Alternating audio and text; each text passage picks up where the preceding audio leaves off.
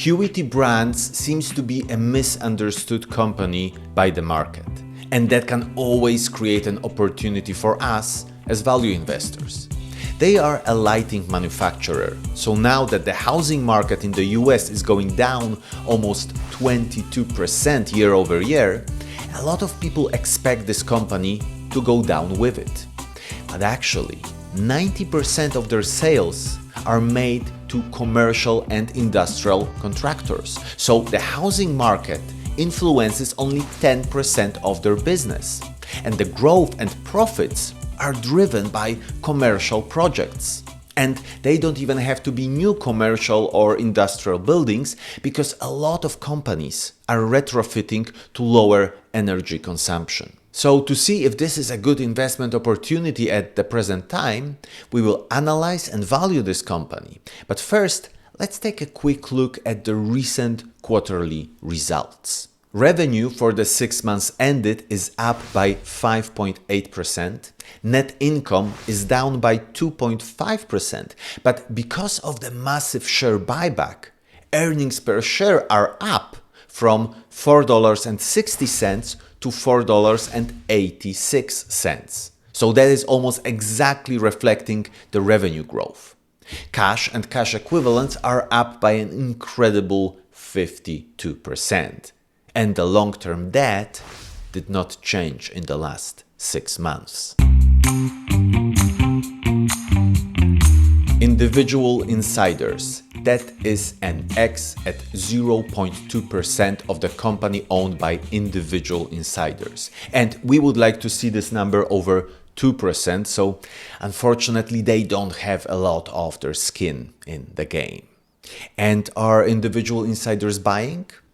That is also an X. In the last year, they bought shares worth $100,000 and sold shares worth over $2.1 million.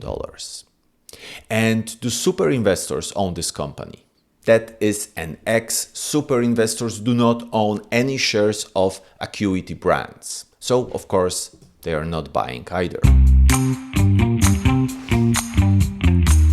Return on invested capital. That is a check at 14.4% 10-year median returns. And we want to see this number higher than 10%, so that is a really decent result. And free cash flow growth? That is an X at 6.7% 10-year compound annual growth rate. And also here we would like to see it over 10%, so that is a little low for my liking. And what do we know about net profit margin? It is a check at 9.2%, and the industry average is 7.3%, so they have a slight advantage over their competitors. And now let's take a look at share buyback.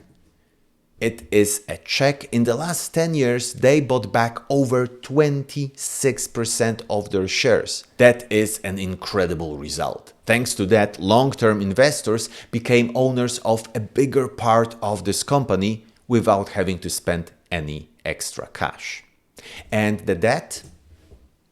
It is a check. It would take just over a year to pay the long-term debt with a current free cash flow. So that is a really nice result. Such a low debt is always encouraging because, as we know, it is really hard to go bankrupt if we have no debt.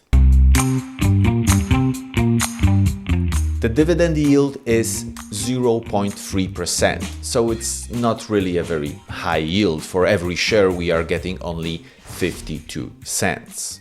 And the payout ratio? That is an X at 3.7%. And we want to see the payout ratio somewhere between 20 and 50%. So such a low payout ratio can indicate that this company is focused on growth. And also, we saw that they had a really big share buyback program through the years. So I guess that's the way they want to create value for the investors and not through dividends. And what about dividend growth? It is an X. We see no growth. And actually, it is very interesting because since 2008, the quarterly dividend did not change and is at 13 cents per share. To value this company, we will have to estimate its growth for the next 10 years, and we will create 3 scenarios. So, in the low scenario, we will estimate a growth of 5% for the first 5 years and then 4%. In the medium, 7% and then 6%, and in the high scenario, 10% and 7% from year 6. And why did I choose such growth rates? Well, the high scenario is close to what analysts predict.